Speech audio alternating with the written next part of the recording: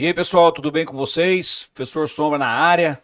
Bom, nesse vídeo a gente vai tratar da soma dos termos de uma PA e da soma dos termos de uma PG, ok? Um assunto bem legal que tem grande incidência em vestibulares e no Enem. Espero que vocês gostem. Se vocês gostarem, por favor, faz aquele procedimento padrão, né? Vamos inscrever no canal, vamos dar um like no vídeo, vamos fazer esse canal crescer para que muitas pessoas tenham acesso a conteúdo de matemática, tá bom? Um grande abraço a todos e bora pro vídeo. Bom, pessoal, então vamos falar um pouco a respeito das somas dos termos de uma PA e a soma dos termos de uma PG. Então, inicialmente, eu quero falar com vocês a respeito da soma dos n primeiros termos de uma PA. Vamos considerar essa PA aqui, ó. A1, A2, A3, A4, até o AN. Eu quero saber quanto que dá a soma exatamente desses termos, ou seja, eu quero saber quem que é A1 mais A2 mais A3 mais A4 até o AN. Bom, existe uma expressão para a gente calcular essa soma. E essa expressão é dada por isso aqui, ó. A soma dos n primeiros termos de uma PA é o A1 mais o AN vezes n sobre 2. Essa soma nada mais é do que isso aqui, ó. A soma dos n termos é o A1 mais o A2 mais o A3 até o AN. Então, para a gente somar os n termos de uma PA, basta a gente fazer o quê? Para ficar fácil a gente lembrar da expressãozinha.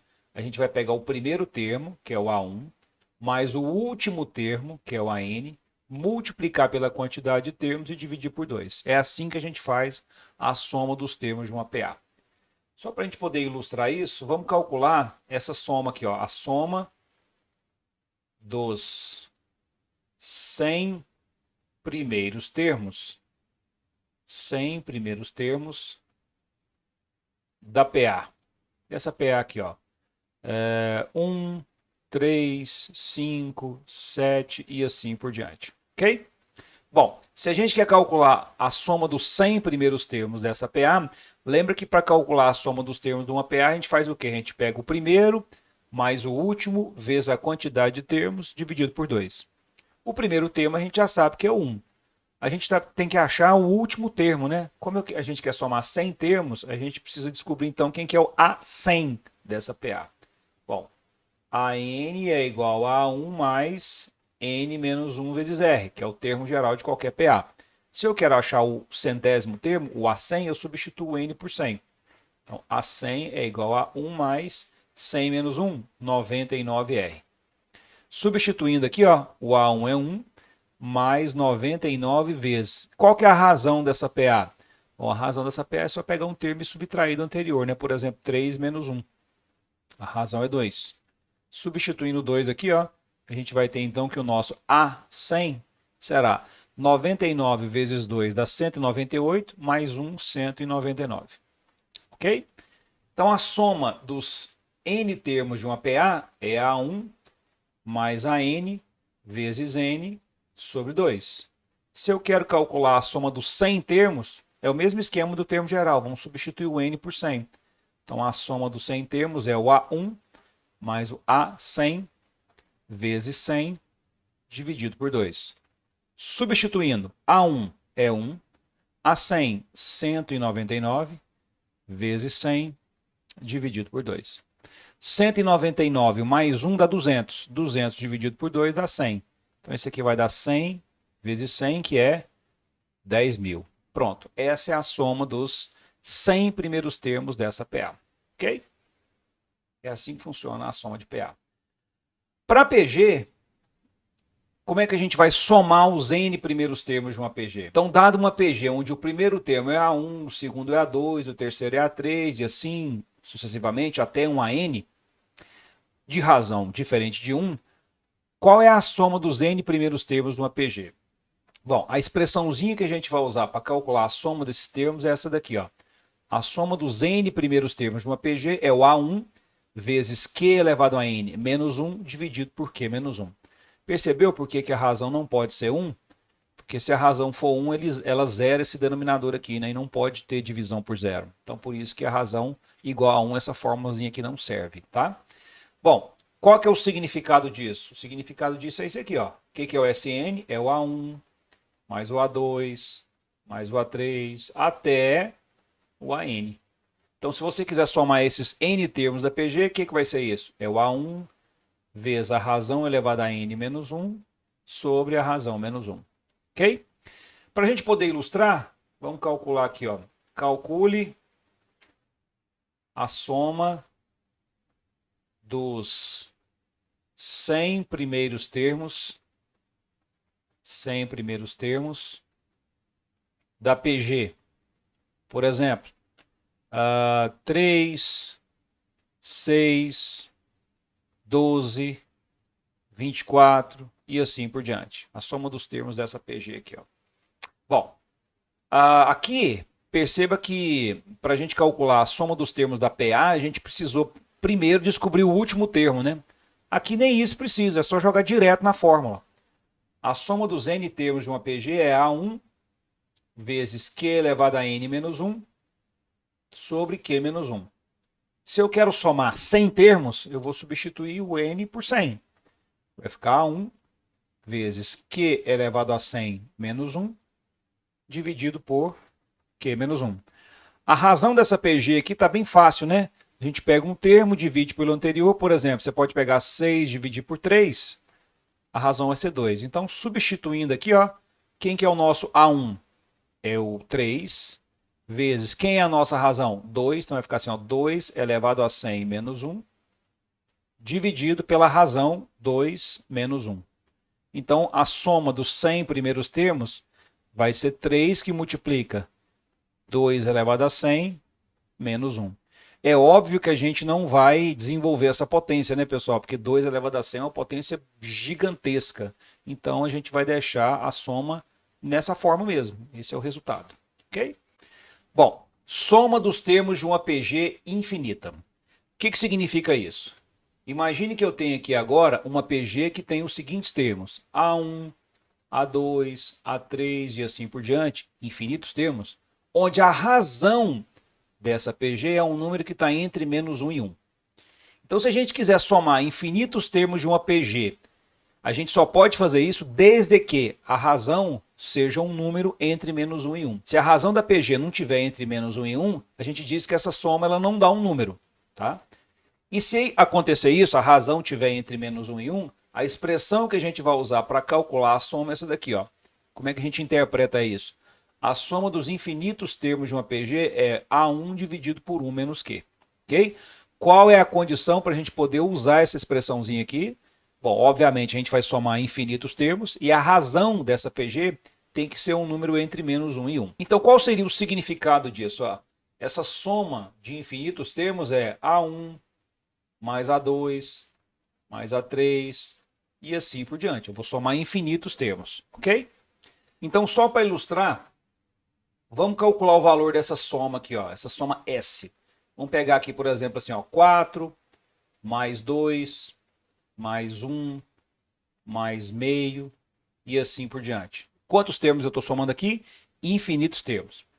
Ó, 4, 2, 1, meio. Essa sequência que a gente está somando aqui é uma PG, né?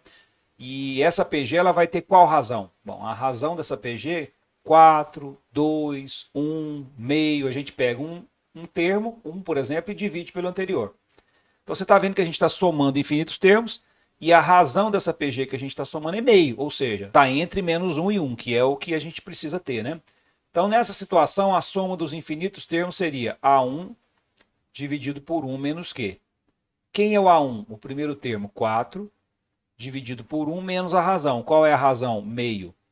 Então a gente vai ter 4. Ó, 1 menos meio dá meio. E 4 dividido por meio, dividir um número por meio é a mesma coisa de multiplicar esse número por 2. Então 4 dividido por meio dá 8. Então essa soma aqui, ó, de infinitos termos, né, ela vai dar exatamente quanto?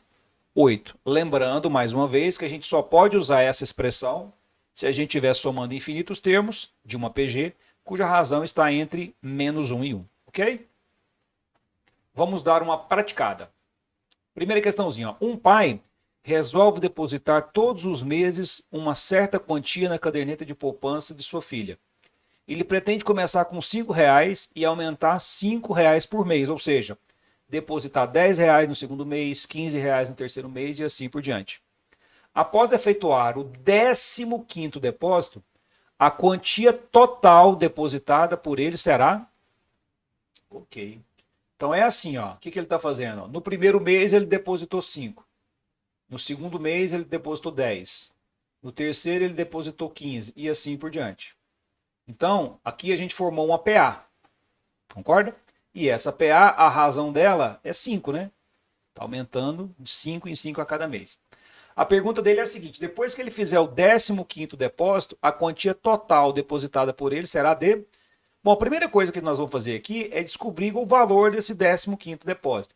Ó, lembrando que o primeiro depósito vai ser o A1 da PA, o segundo depósito vai ser o A2 da PA, o terceiro depósito vai ser o A3, então o 15º depósito vai ser o A15. Então, a primeira coisa que a gente vai descobrir aqui, ó, é o A15.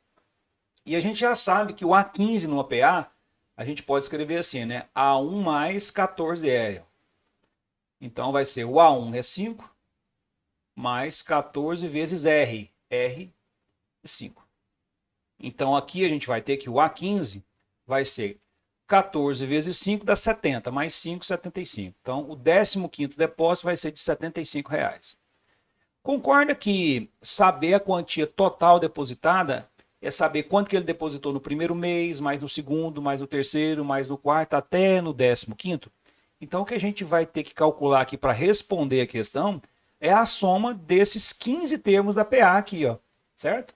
Então, a gente sabe que a soma dos N termos de uma PA é A1 mais AN vezes N dividido por 2.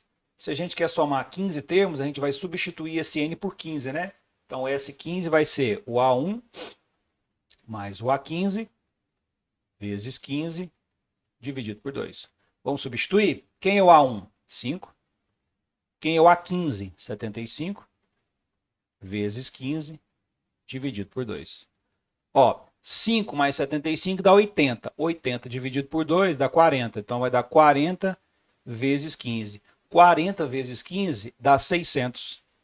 Ou seja, isso aqui dá R$600. Aí nós ficamos com a letra E. Ok? Bom, vamos fazer o próximo.